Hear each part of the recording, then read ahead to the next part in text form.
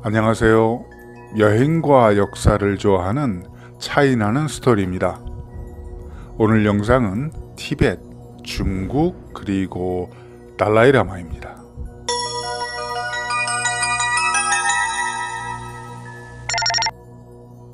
보타산에 사는 관세음보살은 제자 원숭이에게 눈 내리는 티벳으로 가 수행하라고 했습니다. 티벳으로 간 원숭이는 원주민과 결혼해서 6마리의 원숭이를 낳았고, 티벳 곳곳으로 흩어진 6마리의 원숭이들, 시간이 지나고 숫자가 500으로 늘어나면서 먹을 과실이 적어지자 관세음보살은 원숭이에게 수미산에서 가져온 씨앗을 뿌리게 하자 티벳 땅에 각종 곡물이 자라기 시작했다고 합니다. 원숭이들이 오곡을 먹으면서 꼬리가 점차 짧아지고 사람의 모습으로 변하면서 티베트인들의 조상이 되었다고 합니다. 채당 지역을 근거지로 장조군 세력을 확장해 나갑니다. 부족의 우두머리를 찬보라고 칭했고, 티벳 쪽을 이끈 최초의 리더는 섭적 찬보였습니다. 그는 토본 왕제의 시조로 이후 티벳 군주는 참보라고 부르게 됩니다. 7세기 이전까지 세력을 형성하지 못했던 티벳 쪽 33대 참보 송찬 간보가 633년 무력으로 티벳 쪽을 통일하고 토본 왕조를 건립합니다. 산스크리트어를 본떠 티벳 문자를 만들고 토본 왕조는 비약적으로 발전합니다. 636년 당나라 공주를 또 왕비로 맞이하기 위해서 사진을 보냈지만 당태종 이세민은 완곡하게 거절합니다. 자존심이 상한 송찬 간포 20만 대군을 일으켜 당나라를 침략합니다. 토번의 실력을 알게 된 당태종, 무력으로는 다루기 쉽지 않다는 생각에 문성공주를 시집 보내기로 결정하는데, 이때부터 중국과 티벳 사이 1500년이 넘는 밀당 역사가 시작됩니다. 당시 당나라의 문화가 티벳에 전파되었고, 대소사, 소소사 등 지금도 남아있는 유명 사찰도 이 시기에 건축되었습니다. 이후 인도의 고승이 티벳에 들어와 불교를 전하면서 티벳의 원시 종교인 발교와 결합하여 티벳 밀교가 만들어지는데, 이게 바로 현재의 라마교입니다. 라마교의 세력이 커지면서 티벳의 기존 귀족 대신들과 갈등이 생기고 각종 충돌이 빈번하게 일어나게 되자 토번은 점차 암흑시대로 접어들면서 국력은 날로 쇠락하게 됩니다. 13세기 토번은 원나라에 투항합니다. 원나라는 무력으로 토번을 점령했지만 고려처럼 자주권은 인정해 주었습니다. 원세조 쿠빌라이가 등극하자 티벳에 대한 호유 정책으로 티벳 불교 사카파의 지도자 바스파를 원나라의 국사로 임명하면서 그에 대한 보상으로 티벳의 통치권을 부여합니다.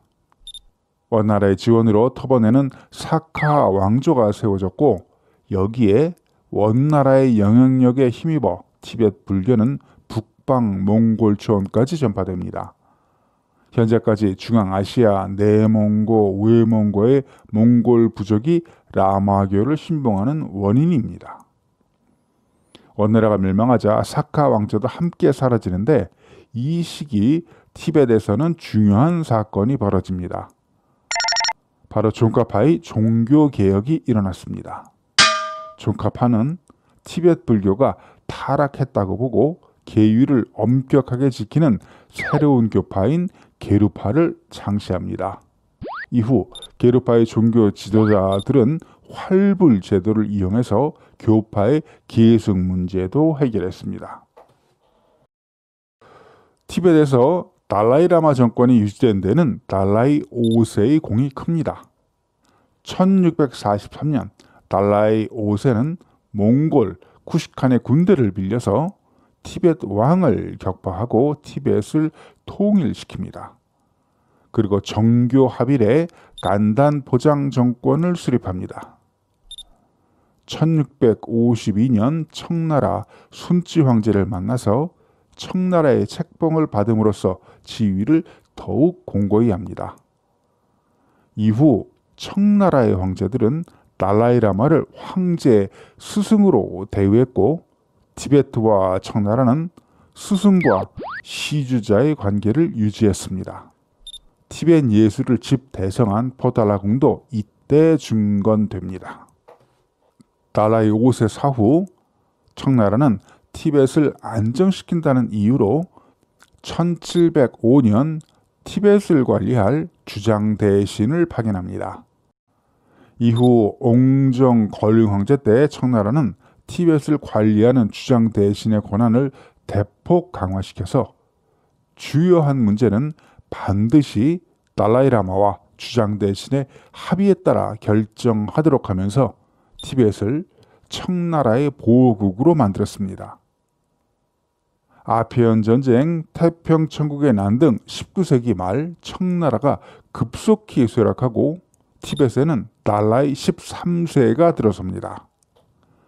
티벳 근대화를 위해 달라이 13세는 러시아와 긴밀한 관계를 유지하는데 러시아의 세력 확장을 경계하던 영국은 1904년 티벳을 침공합니다. 달라이 13세는 몽고로 피신했다가 티벳이 안정될 때까지 베이징에서 생활합니다.